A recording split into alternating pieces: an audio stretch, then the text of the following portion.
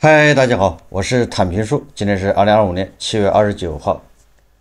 这一期咱们继续聊一聊释永信，聊一聊曾经的少林寺最年轻的方丈，聊一聊我的老乡刘应成。前两天平地一声惊雷，这个释永信垮台了，释永信被有关部门带走了。那么突然失去主持的少林寺现在是什么个情况？凤凰网风暴眼他看到那篇报道，就是凤凰网的风暴眼的记者啊，实地去少林寺去探访去了，看看少林寺跟平常有没有什么区别。结果发现少林寺现在是戒备森严，少林寺多了很多黑衣人，戴着耳麦，显然少林寺已经被政府接管。我们看看这个凤凰网风暴眼他是怎么说的，说一夜舆论暴风过后，7月28日嵩山少林寺表面看去和往常没有什么两样，游客依然众多，顶着炎炎烈日，在景区门口游览车站点一边排着队，一边讨论着观看武术馆表演的计划。只是这天的少林寺与过去40年已经发生天翻地覆的变化，它失去了寺庙的管理者、灵魂人物与权力核心主持释永信。为什么不说方丈释永信呢？因为方丈比主持这个光环要亮，名头要大。释永信他是少林寺的方丈，最年轻的方丈。所谓的主持，也就是一个寺庙的管理者，日常事务管理。方丈不一样，方丈是整个寺庙的象征，类似于一个企业的，他是董事长，那个主持实际上是 CEO， 就这么一个关系，不完全相同。方丈他有一系列的认证，还有仪式，他必须到什么佛教协会、宗教什么管理局等等相关机构要认定的，要备案，有一套程序的。主持就不需要了。我们接着往下看，他说一夜之间，少林寺管理处通报的释永信被调查情况，让这清修之地成为人们口中玩梗的藏污纳垢之处。通报中的信息让人大跌眼镜。释永信涉嫌刑事犯罪，挪用侵占项目资金、寺院资产，严重违反佛教戒律，长期与多名女性保持不正当关系，并育有私生子，目前正在接受多部门联合调查。昨天我在节目已经说过了，这个通报一般人是在看热闹，你只有内行能看出门道。他这个门道不在通报的内容，而是在通报的机构，是由少林寺管理处通报。少林寺管理处是什么个机构？实际上我理解上它就是专案组，就像广东省政府成立的什么管理组进驻恒大，就像海南省成立什么组进驻海航，是一个逻辑，进去就是接权的。少林寺管理处实际上就是去接管少林寺。随后中国佛教协会也紧急宣布同意对释永信戒牒予以注销。说到戒牒，我又想起了《水浒传》里面这个鲁智深，赵员外花钱买的这个叫度牒，给了鲁智深。蔡元子、张青和孙二娘他们是打劫了一个头陀，把头陀给麻翻了，杀了。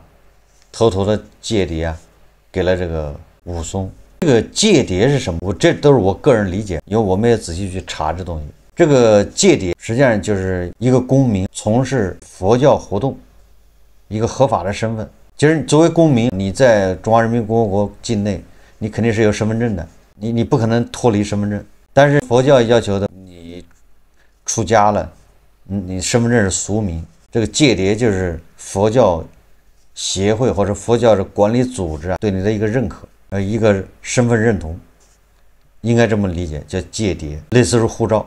宋朝的时候，这个戒牒的发放权力是在皇帝手上，所以那个戒牒非常值钱。因为为什么？因为你当了和尚之后有好多好处，就不用交税，不用干的，反正你可以不用付徭役，所以搞得很多人都去当和尚。如果大家都去当和尚，那日常生产谁来抓？这个戒牒这个价格是水涨船高，所以最后皇帝一看不行，把这个戒牒的发放这个权利收到皇帝手中。说这个什么意思呢？实际上大家知道，自古以来做和尚就是有钱，或者是和尚大部分时间里面，和尚这个职业是有钱的，不愁吃喝。身处巨变中的少林寺，此刻正在无数复杂的声浪中竖起铜墙铁壁，试图保持缄默。说黑衣管理人把守，戒备森严。在热浪滚滚的7月末，少林寺依然处处香火旺盛，烟雾缭绕。尤其是达摩祖师雕像、易筋经壁画处，游客最为密集。除了潜心礼佛的信徒，那些前来观光的大众，不少是受了武侠影视作品中少林寺武功绝学的影响。在他们的印象中，易筋经、扫地僧，甚至近日网传的神吐槽的鸠摩智，都是与少林寺最密切相关的符号与人物。而现实中的少林寺，既见不到扫地僧，也已窥不见营方丈。在少林寺中轴线上，藏经阁与立雪亭之间，已经很难看到方丈时的全貌。游客们走走停停，在每一处香炉前俯身跪拜烧香，没有人注意方丈时的牌匾已被摘了下来。随着释永信在少林寺销声匿迹，这里也变得愈发神秘。关于方丈时的现状，工作人员之间的说法大相径庭。有人说方丈时昨天就围了起来，有人暗示里面有问题，暂时进不了。什么问题你在网上都能看到，就是你知道的。也有工作人员解释，方丈时只是在进行维修，很多天以前就已经开始了。寺院里其他店也都不定期的进行维修。方丈时是方丈用于接待 VIP 的地方，一般不对外开放，但游客可以从外面看到建筑外观和牌匾。工作人员说，有时方丈从自己房间里出来，进入方丈时的路上也能看到他，其他时间一般见不到释永信。对于这位消失的主持，凤凰王风暴岩在游览区遇到每一位僧人都讳莫如深，而这与游览区仅一门之隔的僧院也被严防死守着。凤凰王风暴眼看到这些红色偏门虚掩着，上书游客止步，走进门内，与门外判若两个世界。院内十分清静，几乎见不到什么僧众，只有不远处长房里走来一位僧人，挥手阻止凤凰王记者前行。他简单表示寺院里还正常，但对接下来的问题都保持沉默。随后这位僧人示意景区管理人员驱离凤凰王记者，说这里不让过人。凤凰王风暴眼发现能通往僧院的门皆有戴着耳机的黑衣管理人员把守，只要有人靠近就会立刻提高警惕，对所有问题表示不知道。中午时分，在少林寺常住院对面的非游览区域，凤凰王风暴眼看到几十名这样的黑衣管理人员终于放下了紧绷的神经，聚集在一起休息吃盒饭。当被问及是在做什么时，他们犹豫片刻，自称是游客，我们是同一个旅游团的。这个简直是黑色幽默。这个凤凰王风暴眼说，虽然少林寺僧众大都沉默，但执掌少林寺38年之久的释永信很难不成为人们口中的谈资。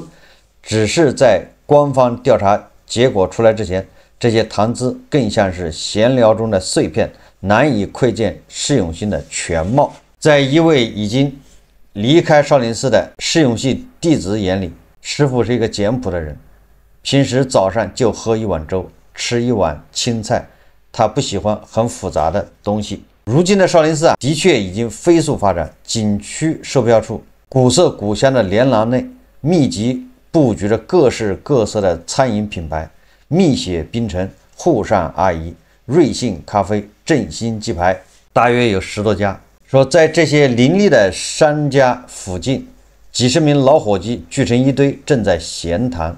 凤凰王风暴眼加入了他们的聊天，听到他们口中寺庙几十年来的飞速变化。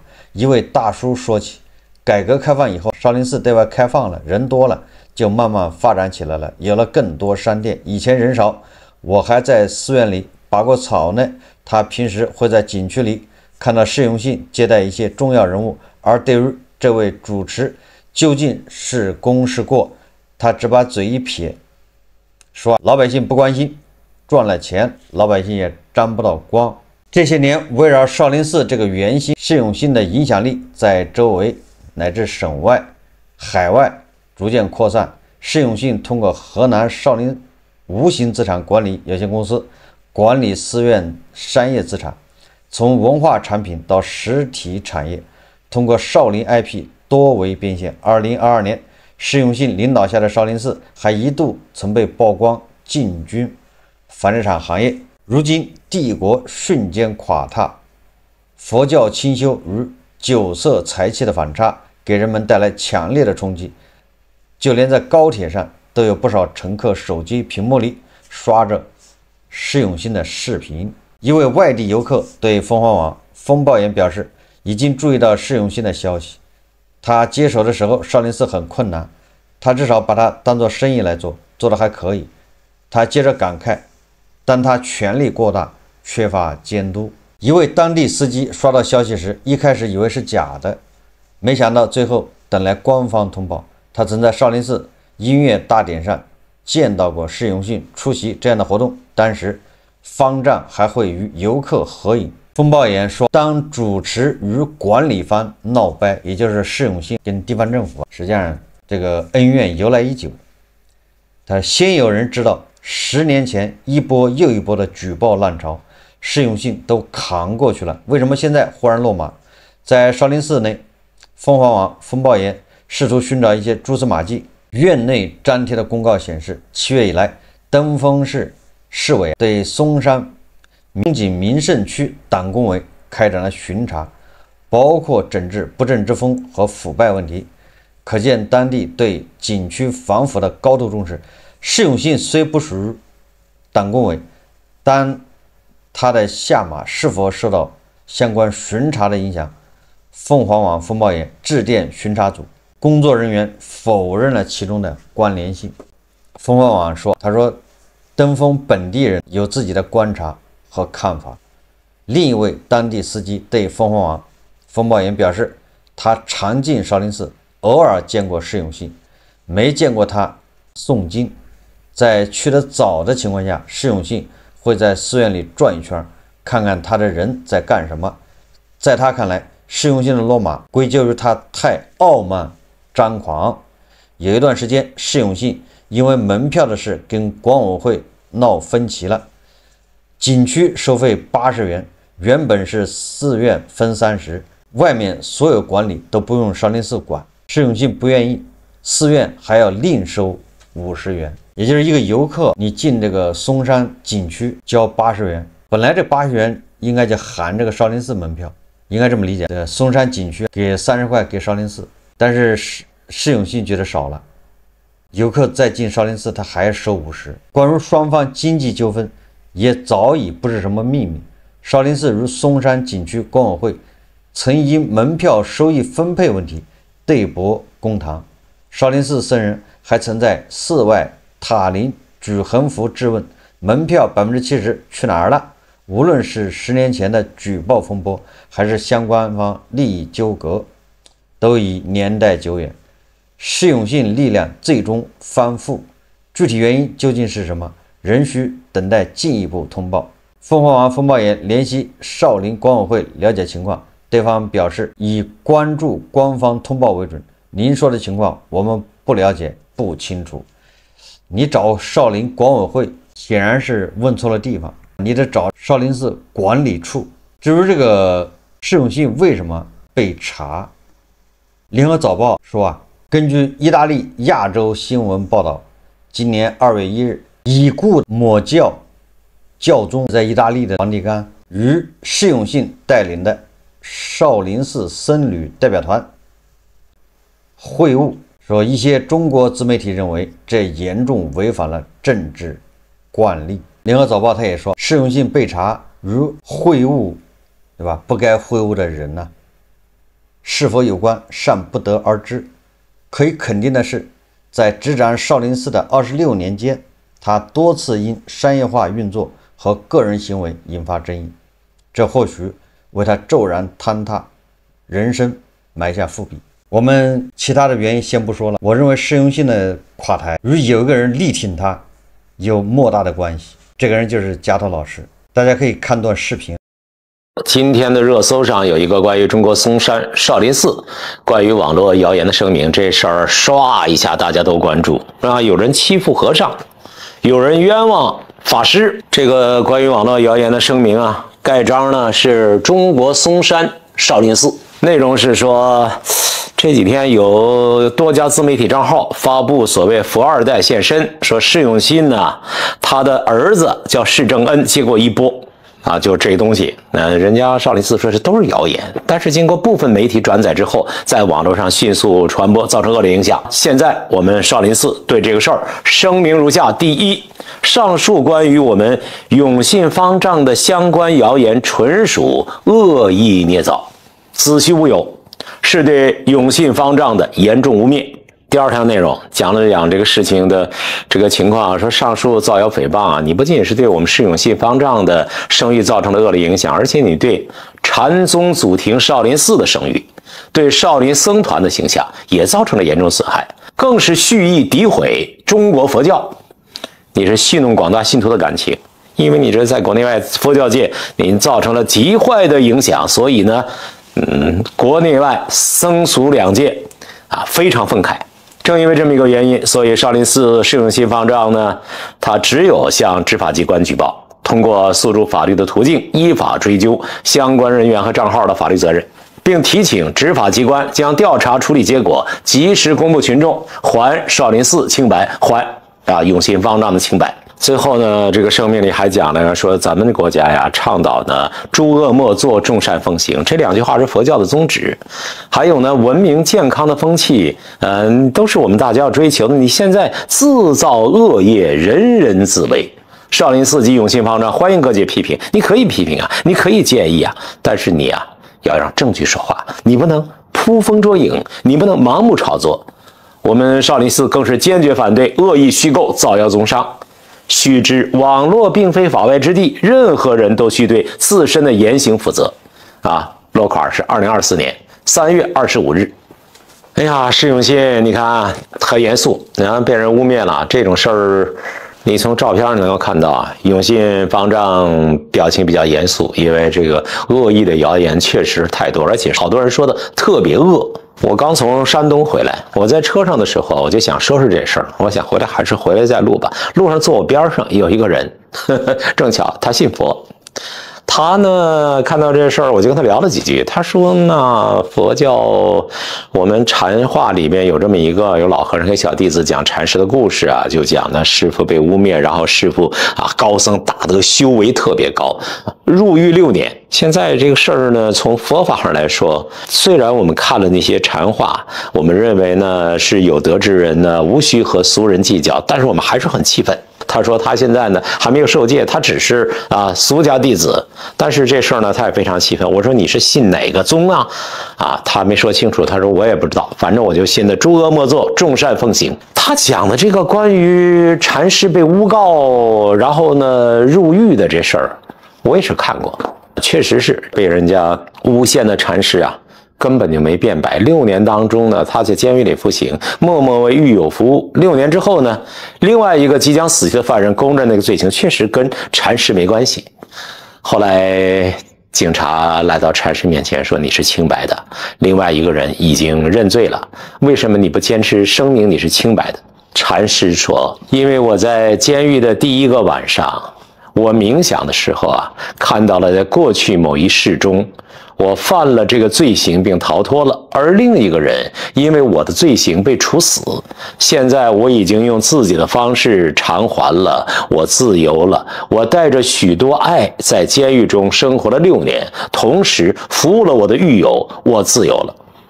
我想说，对于信仰者来说呢，人家是私人的事情，他的境界怎么样，他怎么想，他怎么相信有前世来生，那是他的事情。但是呢，社会主义法治必须以事实为依据，以法律为准绳。每个人，无论你是哪个信什么教，无论呢你自己处在什么位置上，任何人，你都必须呢说话持之有据，是吧？你随便诋毁别人的人格，你违反法律法规相关规定，那你就得承担责任。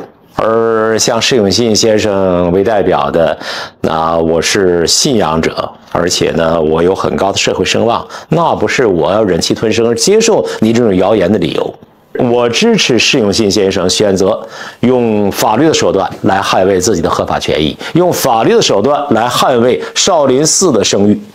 说起来，我跟释永信先生打交道很多年了，早在20多年前，那时候就在山东电视台。山东电视台，我当时主持一个节目，释永信先生带着一群的小武僧在台上表演。当时释永信先生穿着一身法衣站在台上，然后他的弟子表演。我呢做主持人嘛，我老想问我说：“您的功夫怎么样啊？您能不能翻个跟头给我们看看？”他说：“就不用了啊，请我的弟子表演。”那演出非常精彩。少林佛法里面讲，既要呢有个人修为，同时呢也要呢弘扬正气。释永信当时讲说，你进了少林寺的大雄宝殿啊，你找到戒律首座，拜师少林，要经过一番测试，你才能进少林的。来到练功房领取门派武学，这个时候晋升门外弟子多了个佛法要求。因为进入少林的时候会赠送给你一个心经出本《般若波罗蜜多心经》，熟读之后才能够提升佛法。至于练武本身也是一种修行的方式，不惩治邪恶便不足以呢弘扬正气。当然呢，佛法呢要讲戒律要用忍，但是你忍无可忍怎么办？忍无可忍，无需再忍。不惩治邪恶就不足以呢弘扬正气。再一次表示，我支持少林寺的永信法师，用法律的手段来捍卫自己的合法权益。感谢各位收看，我是中国公民、北京市民，北京市东城区居民司马南，再见。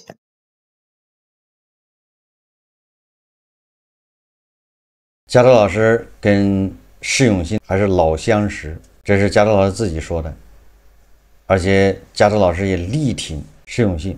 曾几一时，互联网上都有一个夹头定律，就是夹头挺谁谁死，夹头跟谁合影谁完蛋。而释永信很不幸，两样全沾上了。加州老师挺谁谁死，这个所言不虚。加州老师挺哈马斯，现在就差最后一口气了。加州老师挺伊朗，加州老师还挺这个叙利亚的巴沙尔，当然他也挺胡塞武装。加州老师更挺这个普京。普京现在是热锅上的蚂蚁。加州老师挺谁谁死，加州老师靠山山还倒，抱大腿大腿断，那简直是百草枯。我对释永信的评价，虽然他跟布鞋首富都翻车了，但是我把释永信的翻车和布鞋首富做一些区分。我不是给释永信洗地。释永信这个人应该是上个世纪60年代生的人，他16岁就跑到少林寺去了，那大概是什么7、8年，我也能想象那个时候跑少林寺去了，16岁，你很难说他真的是喜欢佛法，喜欢当和尚，十有八九是走投无路，没地方吃饭。我在节目前面说了，当和尚还有口饭吃。释永信这个人脑子比较活，唯独佛经看得少。根据相关资料，上个世纪80年代这少林寺一共好像只有10几个老和尚，10来个，大概有个10几亩地。少林寺这10来个人就靠20亩地过日子，也得劳动，也得生产。这个少林寺为什么突然一下火了？现在打造成一个什么 IP， 火遍全球。实际上，在我看来，他要感谢2个人，一个就是金庸，一个少林寺电影的剧组。你比如主演是李连杰，还导演是谁我都忘了。他们宣传少林功夫啊，所谓的少林功夫起源于什么13棍僧救唐王，这个本身就是一个传说。虽然少林寺有一个李世民的碑，我也见过，模糊不清，知道看不太明白，叫唐太宗赐教碑，里面讲了这个13棍僧救唐王。他这个碑的意义在哪儿？这碑的意义就是作为这个政权，这个皇帝认可了这个寺庙的和尚可以练武，可以组织僧团。过去练武僧团呢，就相当于你是个办军事组织啊，得到政府的认可。这就是少林功夫最早的起源。通过金庸还有少林寺电影，什么扫地僧，什么易筋经等等，一顿吹，结果这个释永信他就发现了其中的价值。少林功夫那是1984年，正好这个金庸的小说还有少林寺这个电影就是84年应该前后一下就火了。所以少林功夫就得到大家这个向往、神往。不光是中国人，连海外，就是少林寺这个电影放到哪儿就对少林功夫产生浓厚兴趣。释永信他除了佛经不精之外，他善于钻营，因为他毕竟在社会上闯荡过几年，到处跑社会，所以他就发现了商机。他就组织什么少林寺僧团、少林寺武僧全国巡演，这不就跟加藤老师有了交集吗？